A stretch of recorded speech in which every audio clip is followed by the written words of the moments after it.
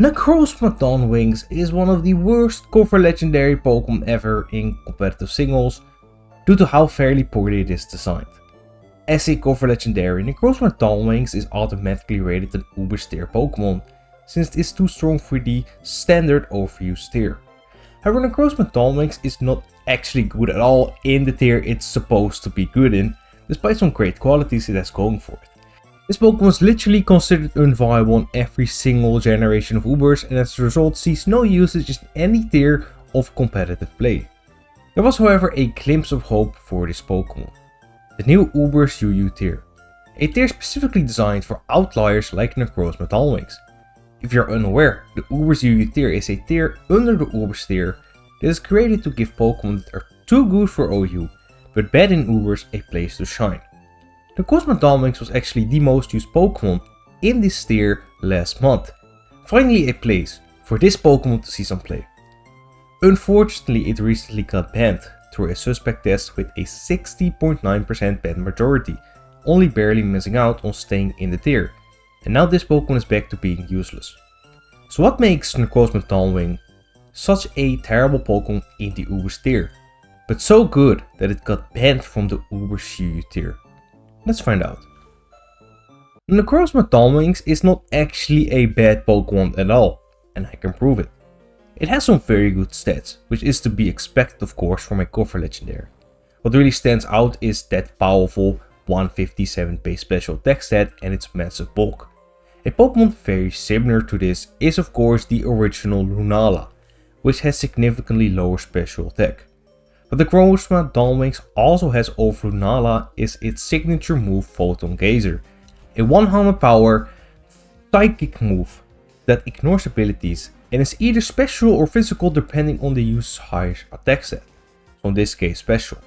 So at first glance, Necrozma Dawnwings may seem like a stronger wall breaker than Lunala, which is already a great Pokemon in the Ubers tier.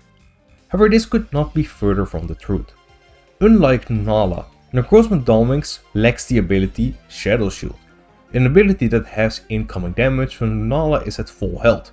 Lacking Shadow Shield is a big deal since Dawnwings has very little resistances and is significantly slower than Lunala, which leaves it vulnerable to almost every faster offensive threat.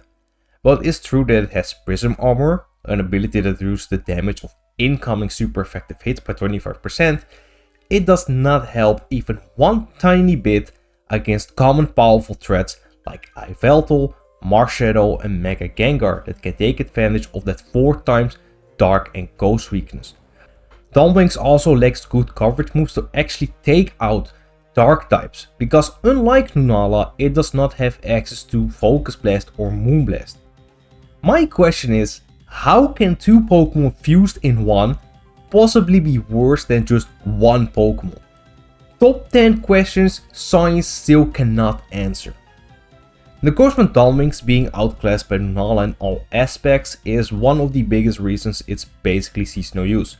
The other reason is very simple but very important. Species clause. Necrozma Dawnwings' counterpart, Necrozma Duskmane, is one of the best Pokemon in the Ubers tier in every generation, thanks to its excellent typing, move pool and stats. If you decide to use Necrozma Dawnwings, you are also foregoing the option to use Necrozma Duskmane. This means you are losing out on some valuable utility that almost no other Pokemon can replicate.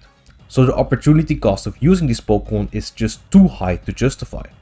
This brings us to the Gen 9 Ubers UU tier. Thanks to Necrozma Dawnwings' low usage in Ubers, it was allowed in Ubers UU after its reintroduction with the Indigo Disc DLC in Gen 9. In this tier, the power level is much lower and more importantly, there is no Lunala or Necrozma Duskmane, which means Dawnwings has no competition and as a result it became not only just a good Pokemon, but the best one by far.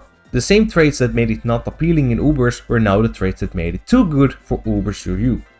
So why did it get banned, you may ask?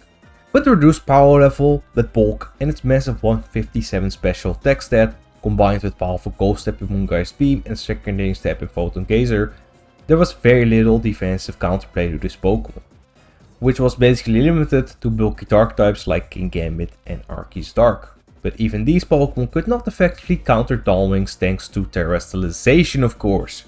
This Pokemon has numerous Terra types it can make use of to not only gain a better defensive typing that can greatly make use of the ability Prism Armor, but Terra also gives it additional coverage to hit the aforementioned Dark types.